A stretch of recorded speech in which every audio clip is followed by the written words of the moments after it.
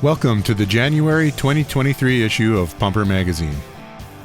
The owners of Lapine Septic Service tell us their story about making a comeback in the septic business after a long hiatus. Read about how they're setting themselves up for a nice retirement. When it comes to New Year's resolutions, well, we all know how those go, don't we? But here's one that is achievable and can make your job easier. What are the big four?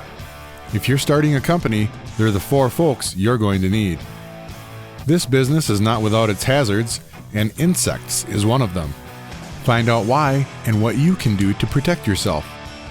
Find out how a Michigan lawmaker is looking to protect homebuyers from potentially costly on-site system repairs. Onboarding new drivers and service techs is a process. There's a lot to learn. Check out these 4 strategies to help ensure success. We head to Kansas to chat with Clint McCammon, a longtime member of the industry. See how his experiences compare to yours in this interview.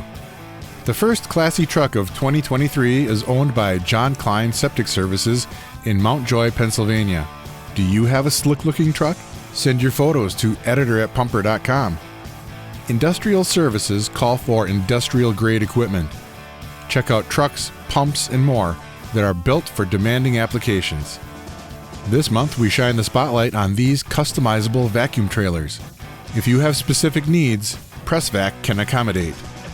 Are you looking to acquire a business owned by a fellow Pumper reader? Look no further than the classifieds.